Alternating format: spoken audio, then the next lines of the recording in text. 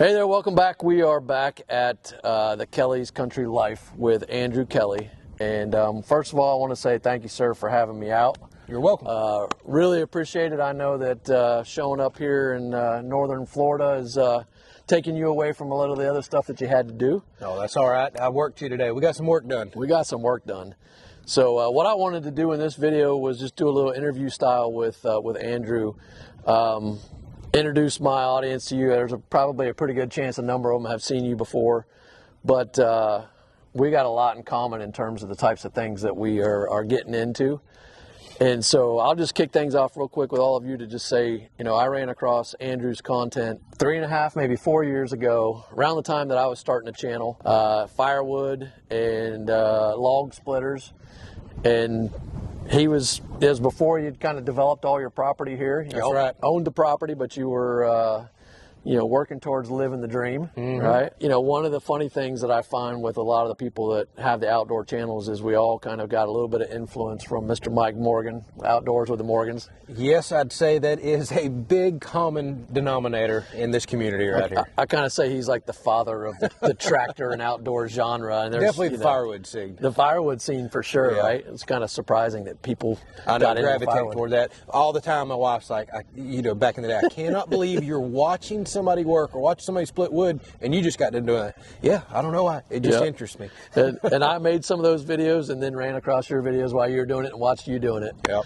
So, but more recently, we both have Solace H24 tractors. So we'll be both working with Solace over the next coming years. And the cool thing about that is we're not salesmen, right? We're using the tractors and giving our honest opinions on how these things work and just showing you, putting them in action. Yep. And I think that's kind of fun. And that's something that Mike had started with the RK tractors. And, you know, for me, I always kind of dreamed about getting to that. That was one of the things I wanted to do. You've made it. I've made it. You've made it when the deal's like that. I've made it. But he got 3 tractors at one time. Yeah. yeah. So we're counting on Solace to come through with the rest. But so we're in northern Florida. We're heading to Georgia the next couple days. I think you'll be up there on Wednesday. Got a time slot where folks are going to see you there. But tell me a little bit about your property here.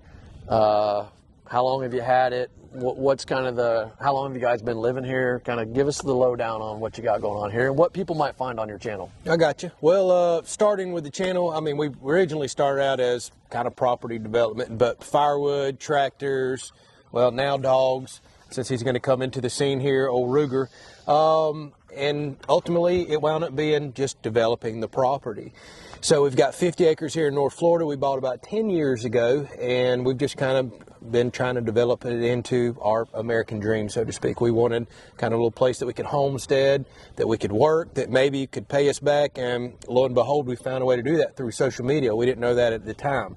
And we've been trying to really live the lifestyle of do it yourself, save the money, learn the skills, pay as you go, and we have really stuck to our guns on doing that with this property. And that's why it's taken 10 years to get to the point that a house is finally on it and some barns and things are going up.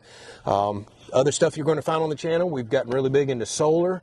We are trying to take some stuff completely off grid here, cut back on our energy bills. Plus, I just find solar kind of intriguing. I've always enjoyed electronics. We built our own house on the channel.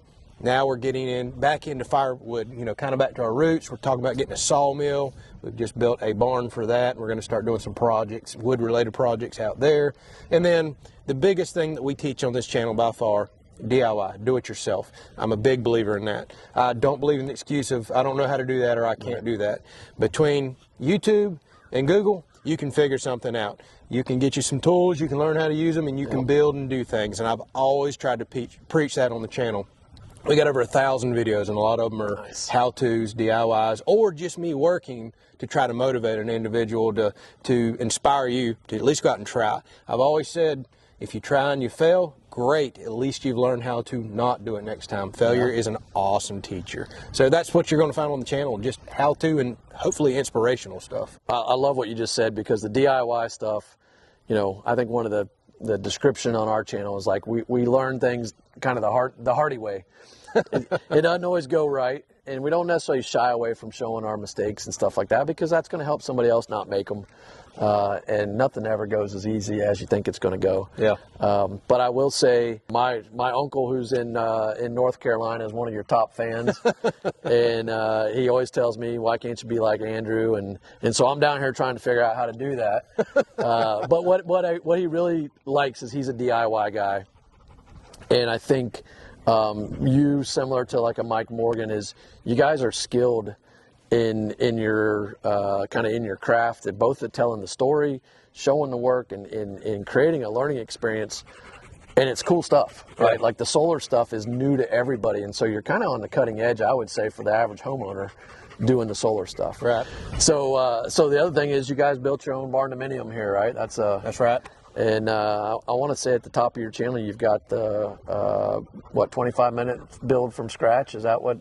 That's right. Yep. We've got a time lapse there. Basically, how to build a house in 20 minutes. Obviously, it's time lapsed over a 13-month build there. But yeah, I tried to tackle as much as I reasonably could on that house, from all my electrical. I did all the framing, just everything I can get my hands on. There was a few big parts of that project, like 2,800 square foot concrete slab, that I wasn't going to tackle, and I did hire out the roof, but everything else I just tried to go after. I've never wired a house before. I've never done sheathing, framing on that scale. Had no experience in the trades, and again, that's why I just try to motivate people on the channel to get into that kind of stuff. That's pretty cool. And I know that you had, I think one of the videos I watched a while back, you did spray foam insulation in the upstairs, and with the weather down here, that was key to keeping the costs down. And that's right. So before that pool pump went in back there, the biggest energy hog that I have, we were having $100 a month electric bills thanks to this spray foam insulation. That's even in hot Florida. That was a huge cost savings, and we're cooling our entire house and heating it with a 2-ton AC. Nice. So that was a awesome upgrade. Nice. So we got the solar, we got the build of the barn dominium. Lots of DIY stuff. I know that your channel is actually known for ice makers. So that's my claim to fame, the Ice Man. So yeah, I decided to build a homemade ice maker a few years ago, taking a deep freezer and just taking refrigerator ice makers and kind of automating it, so to speak, and having it dump and make stored ice. Because at the time, I just could not afford a commercial ice maker. We're boating all the time. I'm filling coolers constantly. We live in the middle of nowhere. It's not convenient just to go drive and buy ice. And boy, did that series blow up. It was just supposed to be an ice maker build, and we wound up carrying it to all kinds of videos. Next thing you know, a few million views later and 20 to 30,000 subs later, it kind of kick-started the channel, and people really latched into the DIY type of stuff. That's awesome. We do welding, we do construction, all kinds of stuff. Nice. And you guys had a big milestone July?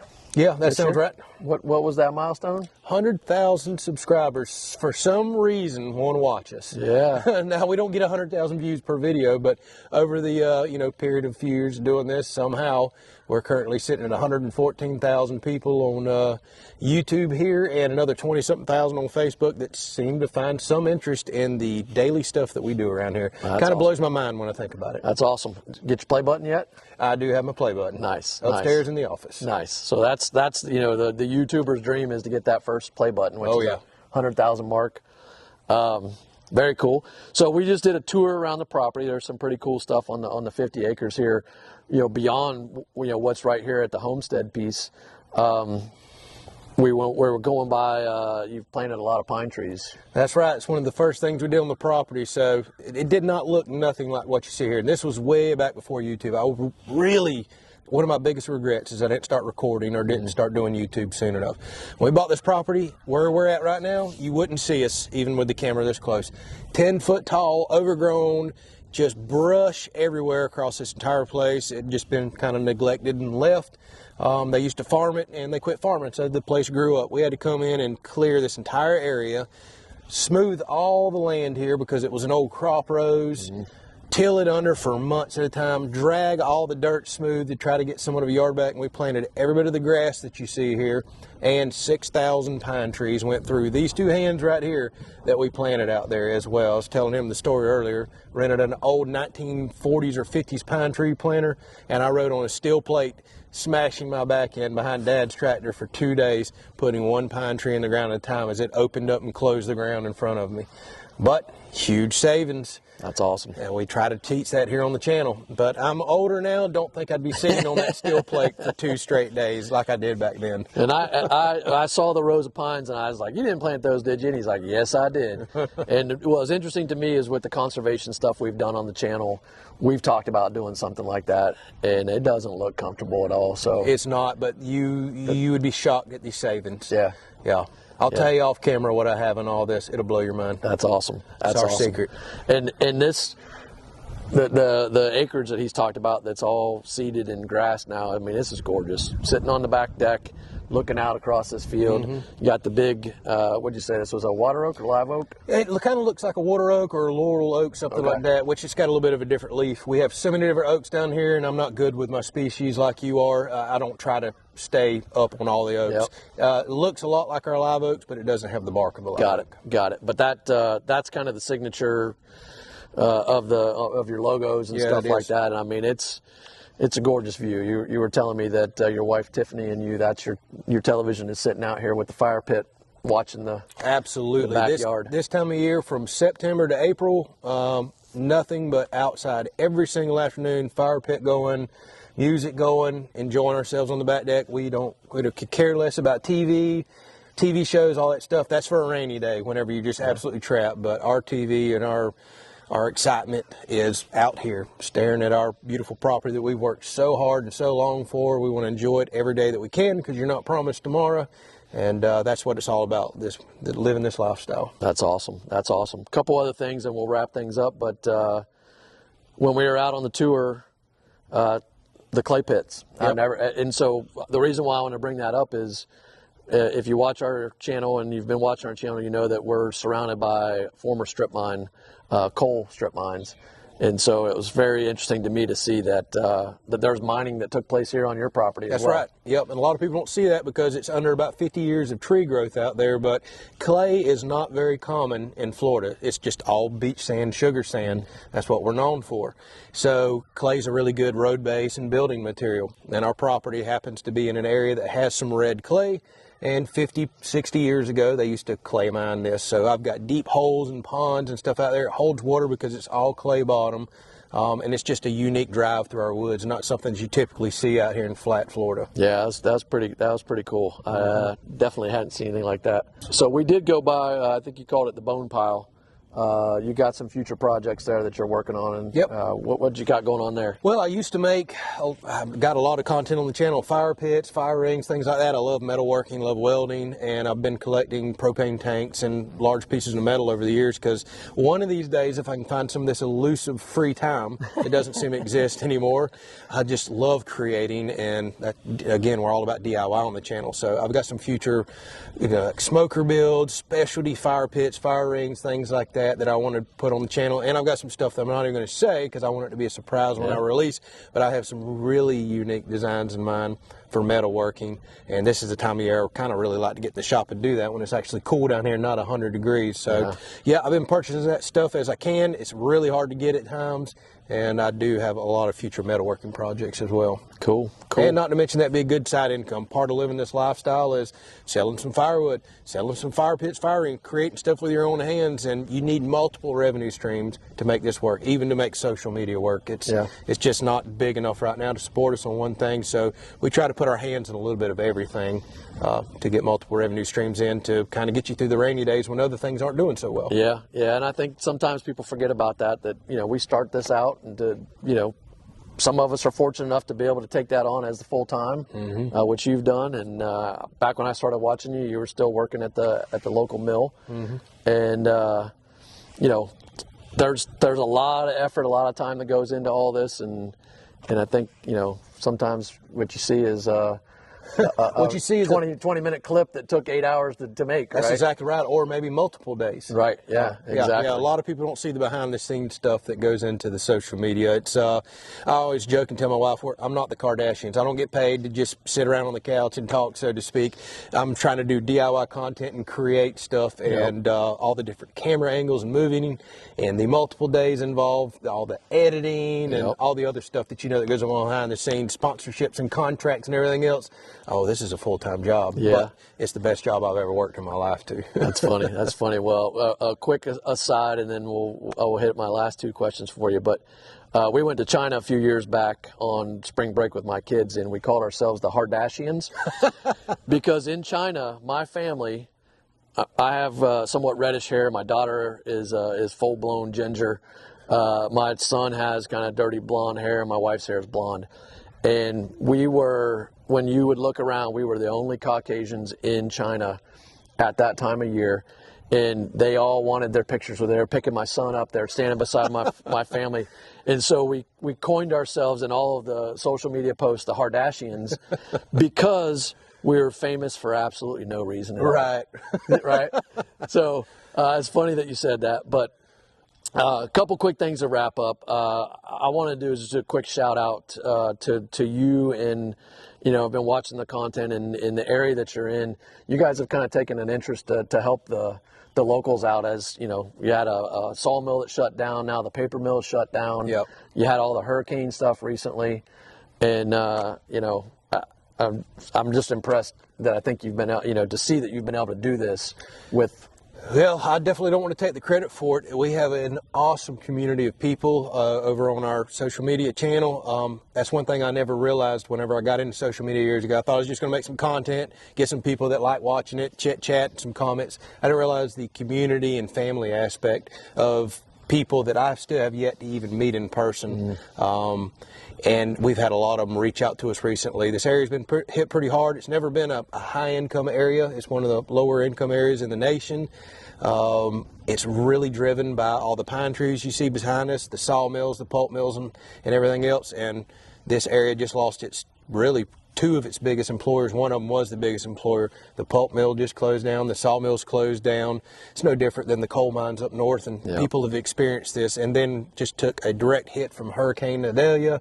A lot of people without power for weeks. A lot of people lost homes and structures. It's just been back-to-back impacts here, and we've actually had some amazing viewers reach out to us and ask if there was people in need that we could help, and we've already been doing that with some families, and we've been doing some donations ourselves, and we've had viewers that just are blowing my mind, people we've never met before, other side of the country, other side of the world, that, hey, we see what's going on right there and we want to help. That's the awesome side of social media, and awesome side of just that life in general. The news puts in our heads every single day, all we ever seem to see is all the negativity, all the drama, but there's such good people in this world and such a good side to all this, and man, I'm so happy to be a part of it. Yeah, I originally had the question I was going to ask you was kind of what was the unexpected benefit that came from starting your channel, and I think we just just hit it. That's right? it. I kind of expected, hey, either you take off or you don't. You're going to get some views, you're going to get some comments, you're going to meet some people. I didn't expect the friendships and the community and the unbelievable generosity of people that we have met on our channel. Is just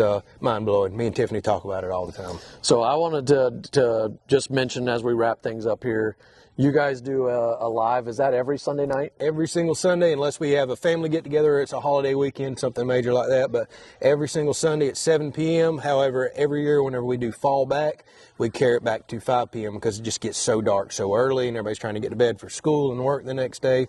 But that's something we've been doing for a few years now. They're very unprofessional. Always have technical gremlins and other stuff. It's us sitting around and chatting. But this awesome community of people I'm talking about, you'll see some of the most amazing people in the world on our live streams. That it's just family and networking in there, and they've all got to know each other, and some of them are going to each other's weddings that they met via our channel, and the generosity there is just, it's mind-blowing. So I wanted to call that out because I saw, I think, your very first, which I have been afraid to go and do lives, but I listened to a couple of them on my way up here today because I was behind on watching some of the lives, and I don't always get time to do the lives, and so they're on replay. But what impressed me the most, you said they're not professional. I think you guys have hit your groove. your community, just the banter that goes on. You guys have people that are ill, that people on the live are asking about, and you know, that are part of the community.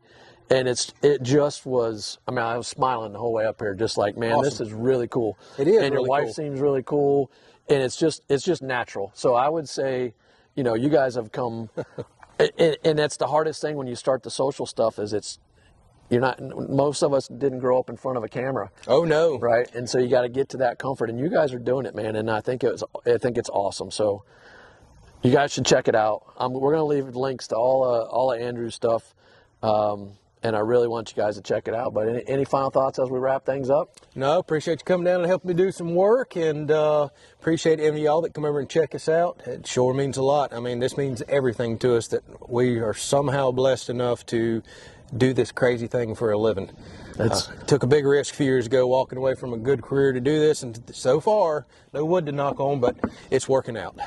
Well, I really appreciate you having me down. I know it was a little offshoot on what you had planned maybe to do today.